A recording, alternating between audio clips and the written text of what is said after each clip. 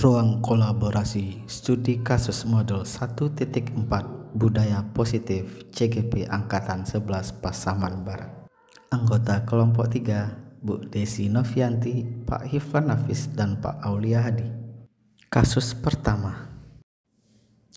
Guru matematika dan wali kelas 8 Ibu Santi sakit sehingga tidak dapat masuk dan mengajar. Akhirnya dicarikan guru pengganti Ibu Eni. Ibu Eni baru 2 tahun menjadi guru SMP. Beberapa murid perempuan, Vivi dan Natali, mengetahui hal ini dan mulai menggunakan kesempatan dan bersikap seenaknya, tertawa dan tidak mengindahkan kehadiran Ibu Eni. Ibu Eni mencoba menyapa Vivi dan Natali dengan ramah sambil mengingatkan mereka untuk tetap fokus pada pengerjaan tugas. Ayolah, tugasnya dikerjakan, nanti ibu ditegur bapak kepala sekolah kalau kalian tidak mengerjakan tugas. Tolong bantu ibu ya. Namun Vivi dan Natali malah jadi ketawa. Ah ibu, santai aja bu. Mereka tetap tidak mengerjakan tugas dan malah mengobrol. Keesokan harinya, Ibu Santi memanggil Vivi dan Natali serta menanyakan tentang laporan Ibu Eni. Ibu Santi menanyakan apakah mereka bersedia melakukan memperbaiki permasalahan yang ada. Vivi dan Natali sempat ragu-ragu dan membela diri, namun pada akhirnya mengatakan akan meminta maaf. Ibu Santi menanggapi bahwa tindakan itu boleh saja dilakukan bila mereka sungguh-sungguh ingin meminta maaf. Namun Ibu Santi menanyakan kembali, apa yang mereka bisa lakukan untuk menggantikan rasa tidak dihormati Ibu Santi. Baik Vivi dan Natali mengakui bahwa perilaku mereka tidak sesuai dengan keyakinan kelas. Ibu Santi melanjutkan kembali apa yang akan mereka lakukan untuk memperbaiki masalah. Apakah ada gagasan? Setelah berpikir sejenak, Natali dan Vivi mengusulkan bagaimana kalau mereka mengadakan sebuah diskusi kelompok dengan teman-teman sekelasnya. Tema yang mereka pilih adalah penerapan keyakinan kelas, terutama tentang sikap saling menghormati dan bagaimana penerapannya di kehidupan sehari-hari di sekolah. Usulan kedua adalah mengirim email kepada Ibu Eni tentang gagasan mereka tersebut. Mereka pun memberitahu Ibu Eni bahwa mereka telah memberitahu kepala sekolah Pak Hasan bila lain waktu ada ketiadaan guru, maka mereka akan mengusulkan Ibu Eni sebagai guru pengganti. Dalam kasus di atas, langkah-langkah restitusi apa saja yang sudah dijalankan oleh Ibu Santi? Jawabannya pertama, menstabilkan identitas. Ibu Santi menuntun untuk melihat ke dalam diri, menanyakan Vivi dan Natali apakah mereka bersedia untuk memperbaiki permasalahan yang ada. Yang kedua, validasi tindakan yang salah. Apa yang bisa kalian lakukan untuk mengganti rasa tidak dihormati Ibu Eni? Kami minta maaf Bu. Tindakan itu boleh saja dilakukan bila kalian sungguh-sungguh ingin minta maaf. Ketiga, menanyakan keyakinan. Apa yang akan kalian lakukan untuk memperbaiki masalah? Apa ada gagasan? Kami mengakui perilaku kami ini tidak sesuai dengan keyakinan kelas Bu. Bagaimana kalau mengadakan diskusi kelompok dengan teman-teman sekelas dengan tema keyakinan kelas, terutama tentang sikap saling menghormati dan bagaimana penerapannya dalam kehidupan sehari-hari di sekolah. Mengirim email kepada Bu Eni tentang diskusi kelompok dan menyampaikan kepada Bu Eni bahwa telah memberitahu kepala sekolah Pak Hasan bila lain waktu ada ketiadaan guru, maka kami akan mengusul Ibu Eni sebagai guru pengganti. Menurut Anda, apakah restitusi yang diusulkan Vivi dan Natali sudah sesuai dengan pelanggaran yang telah dibuat? Restitusi yang diusulkan oleh Vivi dan Natali sudah sesuai. Apa langkah-langkah restitusi yang diusulkan mereka? 1. Mengadakan sebuah diskusi kelompok dengan teman-teman sekelasnya dengan tema penerapan keyakinan kelas. 2. Mengirim email kepada Bu Eni tentang gagasan mereka. 3. Memberitahu kepala sekolah Pak Hasan bila lain waktu ada ketiadaan guru, maka mereka akan mengusulkan Bu Eni sebagai guru pengganti. Dalam kasus di atas, posisi apakah yang telah diambil oleh Bu Eni dalam menanggapi Vivi dan Natali? Jelaskan jawaban Anda.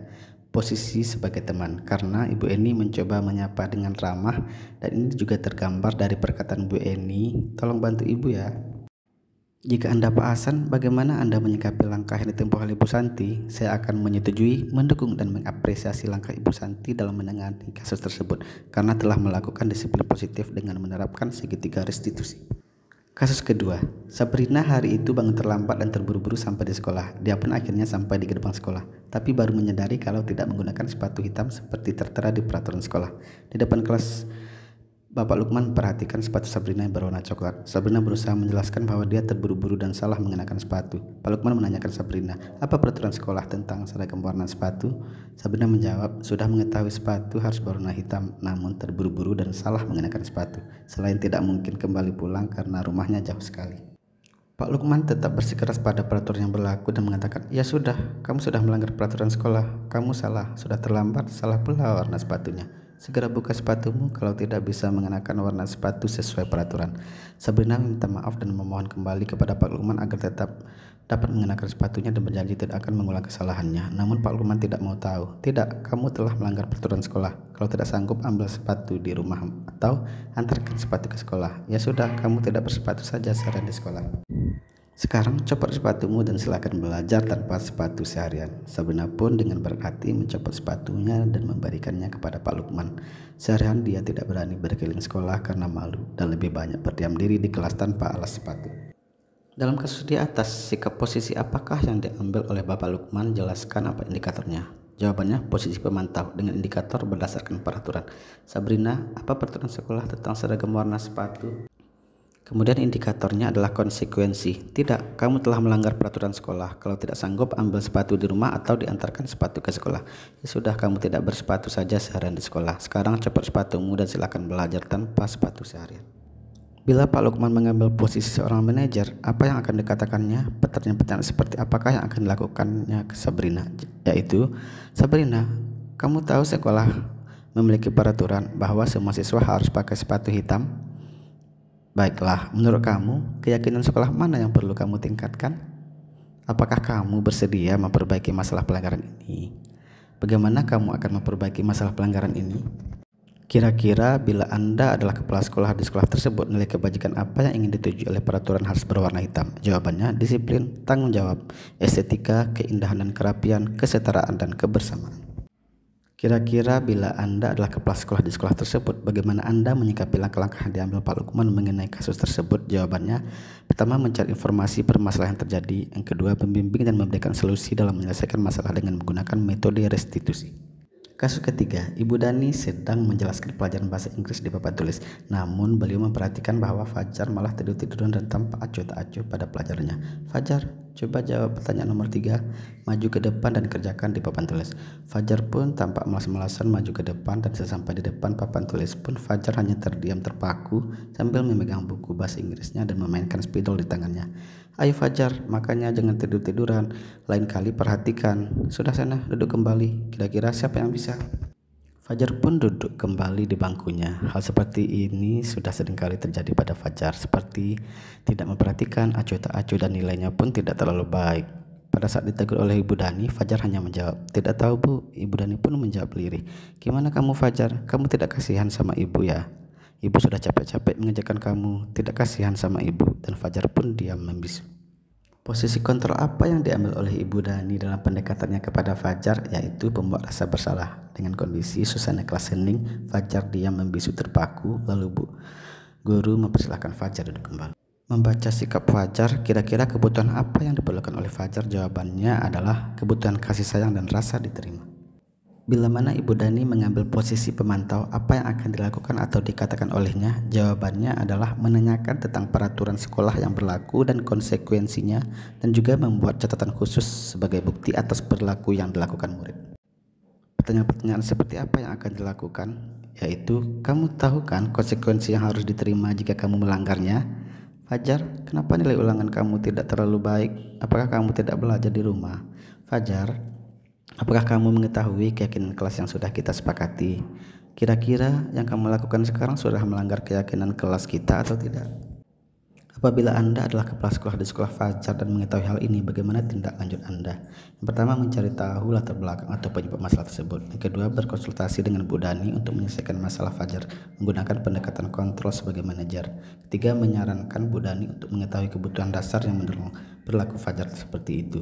Keempat, memanggil Fajar dan bertanya mengapa dia melakukan hal tersebut. Kelima, memanggil dan berkonsultasi dengan orang tua Fajar atas sikap anaknya dan mencari solusi terbaik secara bersama. Kasus keempat, Anto dan Dino sedang bermain bersama di lapangan basket. Tiba-tiba terlibat dalam sebuah pertengkaran. Dino pun menjadi emosi dan mengadakan kontak fisik, menarik kemeja Anto dengan kasar sampai 3 kacingnya terlepas. Pada saat itu, guru piket langsung melerai mereka dan membawa mereka ke ruang kepala sekolah. Bu Suti sebagai kepala sekolah berupaya menenangkan keduanya. Dino, sepertinya kamu saat ini sedang marah sekali. Mendengar itu, Dino pun mengalir bercerita tentang kekesalan hatinya. Ibu Siti pun melanjutkan bahwa membuat kesalahan adalah hal yang manusiawi dan bahwa mempertahankan diri adalah hal yang penting. Namun meminta Dino memikirkan cara lain yang lebih efektif karena saat ini Dino berada di ruang kepala sekolah. Ibu Suti melanjutkan pertanyaan tentang keyakinan sekolah yang disepakati, serta apakah Dino bersedia memperbaiki kesalahan yang telah dilakukannya. Dino pun akhirnya perlahan mengangguk. Kemudian Ibu Suti balik bertanya kepada Anto, hal apa yang bisa dilakukan Dino untuk memperbaiki masalah? Anto menjawab, saya perlu kancing saya perbaiki, Bu. Ibu saya akan sangat marah kalau melihat kancing baju saya sampai copot 3 kancingnya begini. Ibu Suti pun kembali bertanya ke Dino, apakah yang akan dia lakukan untuk menggantikan 3 kancing Anto yang terlepas. Dino berpikir sejenak namun menjawab, wah tidak tahu Bu, saya lem kembali mungkin ya Bu. Ibu Suti berpikir sebentar dan menanggapi, kalau dilem akan mudah terlepas kembali Dino, bagaimana kalau kamu menjahitkan saja? Bersediakah kamu? Dino tampak ragu-ragu dan menanggapi, menjahit? Mana saya tahu bagaimana menjahit Bu. Ibu Suti meneruskan, apakah kamu bersedia belajar menjahit? Dino berpikir sejenak, memandang ke meja Anto dan mengenapi, ya, yang mengajari saya siapa Bu? Dengan cepat Ibu Suti menjawab, Pak Irfan, guru tata busana. Dino kembali diam sejenak, memandang ke meja Anto yang tanpa kancing. Akhirnya Dino mengangguk tanda menyetujui, dan sepanjang siang itu Dino belajar menjahit dan memperbaiki kemeja Anto. Terakhir kali terlihat kedua anak-anak tersebut, Dino dan Anto, pada jam pulang sekolah. Mereka sudah bercengkrama dan bersunda gurau kembali. Posisi kontrol apa yang telah dipraktekkan oleh kepala sekolah Ibu Suti? Hal-hal apa saja yang dilakukannya sehingga berkesimpulan demikian? Posisi manajer, karena Ibu Suti menggunakan langkah-langkah restitusi dalam menyelesaikan masalah antara Dino dan Anto, yaitu yang pertama menstabilkan identitas, kedua memvalidasi tindakan, yang ketiga menanyakan keyakinan. Dalam kasus tersebut, bagaimana Dino dikuatkan, bagaimana pula Anto dikuatkan oleh Ibu Suti? Dino, sepertinya kamu sangat marah sekali. Anto, hal apa yang bisa dilakukan Dino untuk memperbaiki masalah? Kira-kira nilai-nilai kebajikan atau keyakinan sekolah apa yang dituju dalam kasus tersebut, yaitu kontrol emosi atau diri, kedua menjaga hubungan yaitu saling menghormati, ketiga mandiri dan tanggung jawab. Demikianlah tugas ruang kolaborasi modul 1.4 budaya positif oleh kami kelompok 3. Wassalamualaikum warahmatullahi wabarakatuh.